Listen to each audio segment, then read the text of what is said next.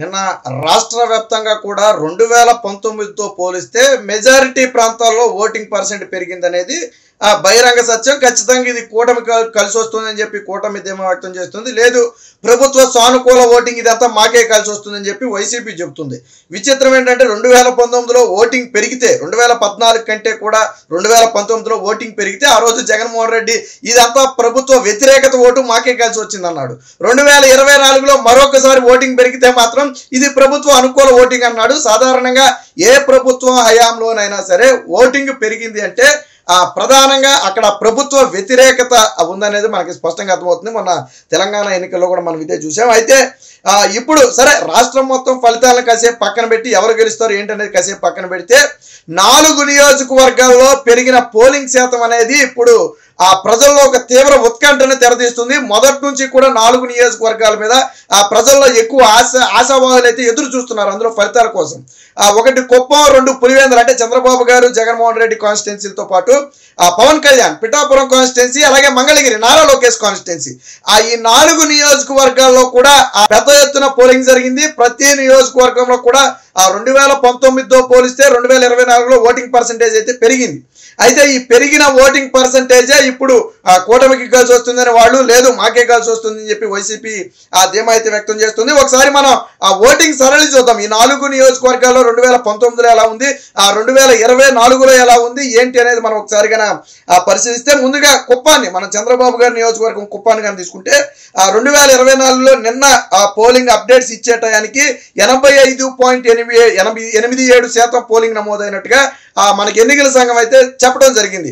But అప్పటికి queue లైన్లో ఉండటం కానివ్వండి, పోస్టల్ బ్యాలెట్ ఓట్లు కానివ్వండి, ఇవన్నీ కలుపుకుంటే దాదాపుగా 88% వరకు కుప్పంలో పోలింగ్ ఓటింగ్ పర్సెంటేజ్ నమోదయ్యే అవకాశం ఉంది. ఇది మంచి పర్సెంటేజ్ అనేది చెప్పొచ్చు, మిగతా కాన్స్టిట్యున్సీలతో పోలిస్తే మంచి పర్సెంటేజ్ అనేది చెప్పొచ్చు. అయితే ఇదే కుప్పంలో 2019లో ఓవరాల్ గా పోలైంది కేవలం 85.15% మాత్రమే. అంటే ఈసారి దాదాపు 3 నుంచి 4% ఓటింగ్ అయితే కుప్పంలో పెరిగింది. ఈ పెరిగిన ఓటింగ్ మొత్తం కూడా చంద్రబాబు గారికి మెజారిటీ తెచ్చిపెట్టేదిగా అయితే విశ్లేషకులు అయితే చెబుతున్నారు. ఖచ్చితంగా ఎందుకంటే జగన్మోహన్ రెడ్డి కుప్పంలో చంద్రబాబు గారిని ఓడిస్తానని సవాల్ చేయటం, అక్కడ భరత్ని నేను మినిస్టర్ చేస్తాను గెలిపించండి అని చెప్పి ప్రజలకు విజ్ఞప్తి చేయటం, ఇవన్నీ మనం చూసాం. సో ఇదే సమయంలో చంద్రబాబు గారు కూడా ఆ కుప్పం మీద ప్రత్యేక దృష్టి పెట్టడంతో మొత్తంగా రసవత్తంగా అయితే సాగింది. బట్ జగన్మోహన్ రెడ్డి అనుకున్నట్టుగా అక్కడ గెలవడం అయితే సాధ్యపడకపోవచ్చు. పైగా చంద్రబాబు గారి మెజార్టీ 2019తో పోలిస్తే డబుల్ ఉండొచ్చనే అంచనాలు కూడా జరుగుతున్నాయి. ఎందుకంటే పెరిగిన ఓటింగ్ సరళి అనేది మనకి అదే సూచిస్తుంది. ఇకపోతే రెండో నియోజకవర్గం వచ్చేటప్పటికి మంగళగిరి, నారా లోకేష్ గారు పోటీ చేస్తున్నటువంటి మంగళగిరి నియోజకవర్గాన్ని కానీ మనం నిన్న తీసుకుంటే నిన్న పోలింగ్ అయ్యే టయానికంటే వచ్చిన చివరి అప్డేట్ ప్రకారం 79.02% వాళ్ళు చెప్పడం జరిగింది. చివరిలో ఆఫ్టర్ 6 తర్వాత కూడా 5 వరకు మనం తీసుకున్నది, ఆఫ్టర్ 6 తర్వాత కూడా పోలింగ్ జరిగింది. రెండోది ఏంటంటే పోస్టల్ బ్యాలెట్ కూడా ఓట్లు కూడా ఉంటాయి కాబట్టి దాదాపుగా ఒక 83% వరకు మంగళగిరిలో ఓవరాల్ గా పోలింగ్ అయితే నమోదయ్యే అవకాశం ఉంది. ఒక 0.5% అటు ఇట్లో ఉండొచ్చు, బట్ 83% వరకు పోలింగ్ అయితే నమోదవచ్చు. ఇదే మంగళగిరిలో 2019లో 85%, అంటే ఓవరాల్ గా చూసుకుంటే మిగతా కాన్స్టిట్యున్సీల్లో మాదిరిగా చూసుకుంటే మంగళగిరిలో గతంతో పోలిస్తే 1 or 2% ఓట్ షేర్ అయితే తగినట్టుగానే కనపడుతుంది. అయితే నారా లోకేష్ గారు ఏంటంటే గతంలో ఒక మాట చెప్పారు, నేను ఎన్ని ఓట్లతో అయితే ఓడిపోయానో అంతకు 10 రెట్లతో నేను గెలుస్తానని చెప్పారు. సుమారు ఆయన 5,300 ఓట్లు సుమారు ఓడిపోయాడు ఆయన. అంటే 53,000 ఓట్లు తేడాతో ఆయన సుమారు గెలవాలి. అయితే 53,000 మెజార్టీ వస్తుందా అంటే ఖచ్చితంగా 40,000 అయితే దాటే అవకాశం ఉందని చెప్పి విశ్లేషకులు చెప్తున్నారు. ఓటింగ్ సరళి నిన్న ఏదైతే ఓటింగ్ జరిగిన తర్వాత కొంతమంది మాట్లాడారో దానికన్నా మనం పరిగణలో తీసుకుంటే ఖచ్చితంగా నారా లోకేష్ భారీ మెజార్టీతో గెలవబోతున్నారు. ఇంకొక రకంగా ఏంటంటే కొన్ని ప్రాంతాల్లో చివరి సెకండ్లో పోలింగ్ బూతుల్లో కూడా ఏజెంట్లు చేతులెత్తేసిన పరిస్థితి. ఎందుకంటే వేవ్ మొత్తం కూడా ఒకవైపే కనపడుతున్న నేపథ్యంలో ఏజెంట్లు కూడా, వైసీపీ ఏజెంట్లు కూడా చేతులెత్తేసిన పరిస్థితి. అదే పరిస్థితి ఆల్రెడీ పిఠాపురంలో కూడా జరిగింది. నారా లోకేష్ మంగళగిరిలో ఏదైతే పోలింగ్ బూతుల్లో చివరిలో వైసీపీ ఏజెంట్లు చేతులెత్తేసి వదిలేశారో, అంటే వేవ్ మొత్తం ఇక వన్ సైడ్ అన్నట్టు, వేరొక ఆప్షనే లేదు. అలాంటి పరిస్థితి పిఠాపురంలో కూడా పవన్ కళ్యాణ్ విషయంలో అయితే జరిగింది. సో ఇది మొత్తంగా ఓటింగ్ 2019లో 85% ఓట్ అయితే వస్తే మంగళగిరిలో ఇప్పుడు మాత్రం 83% వరకు ఓట్ పర్సెంటేజ్ వచ్చే అవకాశం ఉంది. ఓట్లు పోలయ్యే అవకాశం ఉంది. ఇక పిఠాపురం పవన్ కళ్యాణ్ పోటీ చేస్తున్నటువంటి పిఠాపురం మీద హై ఎక్స్పెక్టేషన్స్ ఉన్నాయి, మనందరికీ తెలిసిన విషయమే. అయితే 2019లో పిఠాపురంలో 83.31% ఆ ఓట్ షేర్ అయితే నమోదవడం జరిగింది. బట్ నిన్న చివరి అప్డేట్ ఇచ్చే టయానికి మనకి 81.45 అంటే దాదాపుగా 81.5% ఓట్ షేర్ ఆల్రెడీ పోల్ అయ్యింది. ఆ తరువాత మనకి రాష్ట్రం మొత్తం మీద ఎక్కువసేపు పోలింగ్ జరిగిన ప్రాంతాల్లో ఆ పిఠాపురం కూడా ఉంది. దాదాపు 10 or 11 వరకు కూడా పోలింగ్ జరిగింది. ఆ క్యూ లైన్ లో 6 తర్వాత కూడా దాదాపు ఒక్కొక్క క్యూ లైన్ లో 200 నుంచి 300 మంది ఉన్నారని చెప్పి ఎలక్షన్ కమిషన్ చెప్పే పరిస్థితి. సో ఇక్కడ పోలింగ్ దాదాపు 85% క్రాస్ అయి ఉంటుంది అనేది ఒక అంచనా. అంటే 2019తో పోలిస్తే దాదాపుగా 2 నుంచి 3% ఓట్ షేర్ అనేది పిఠాపురంలో పెరుగుతుంది. నేను ఇందాకే చెప్పినట్టుగా కొన్ని ప్రాంతాల్లో కాపు సామాజిక డామినేషన్ ఉన్నటువంటి ప్రాంతాలు, బ్రాహ్మణ డామినేషన్ ఉన్నటువంటి కొన్ని ప్రాంతాల్లో కొన్ని పోలింగ్ బూతుల్లో ఆ వైసీపీ ఏజెంట్లు చేతులెత్తేసిన పరిస్థితి, ఇక పూర్తిగా వదిలేసిన పరిస్థితి. ఎందుకంటే అక్కడ అసలు వైసీపీకి ఓటు అనేది లేకుండా పోయిన పరిస్థితి, వన్ సైడ్ గా ఓట్లు పడిన ప్రాంతాలు కొన్ని ఉన్నాయి. సో అంటే ఓటింగ్ సరళి ఏ విధంగా ఉంది, పవన్ కళ్యాణ్ గెలుస్తున్నాడా లేదా అనే వాళ్ళ కోసం ఇవన్నీ. సో పవన్ కళ్యాణ్ భారీ మెజారిటీతో గెలవబోతున్నాడు. అయితే వాళ్ళు కూడా 50,000 మెజారిటీ అయితే ఎక్స్పెక్ట్ చేస్తున్నారు ఖచ్చితంగా.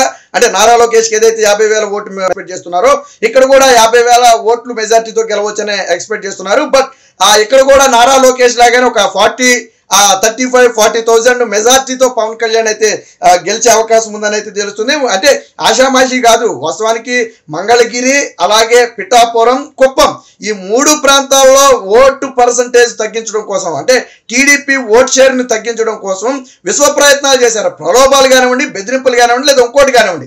బయట అందరికి రూపాయి ఇస్తే వీళ్ళకి 5 రూపాయలు ఇచ్చారు. అంటే ఆ స్థాయిలో ప్రభావితం చేసిన పరిస్థితి. అలాగే కొంతమందిని ప్రత్యేకంగా నియోజకవర్గాల్లో దింపి వాళ్ళ ఓటమి కోసం ప్రచారం చేయించిన పరిస్థితి. సో ఇవన్నీ కూడా పరిగణలో తీసుకోవచ్చు. అంటే పోలింగ్ ఎంత టఫ్ గా ఉందనేది చెప్పడానికి. ఇకపోతే జగన్మోహన్ రెడ్డి కాన్స్టిట్యున్సీ పులివెందులు తీసుకుంటే 2019లో 80% ఓట్ షేర్ అయితే పులివెందుల్లో నమోదవడం జరిగింది. బట్ ఇప్పుడు నిన్న వచ్చిన అప్డేట్ ప్రకారమే 81.06, అంటే చివరి అప్డేట్ ప్రకారం 81.06, అంటే గతంతో పోలిస్తే ఆల్రెడీ 1% ఓటింగ్ అనేది ఆల్రెడీ పెరిగింది. బట్ ఓవరాల్ గా 84% వరకు ఉండే అవకాశం ఉంది. ఎందుకంటే అక్కడ కూడా పోస్టల్ బ్యాలెట్ ఓట్లు కానివ్వండి, లేదా టైం తర్వాత జరిగినటువంటి పోలింగ్ కానివ్వండి, మొత్తంగా తీసుకుంటే ఒక 3% పెరిగింది అనుకున్న 81 నుంచి 84%. అంటే గతంతో పోలిస్తే దాదాపుగా పులివెందుల్లో 4% ఓట్ షేర్ పెరిగింది.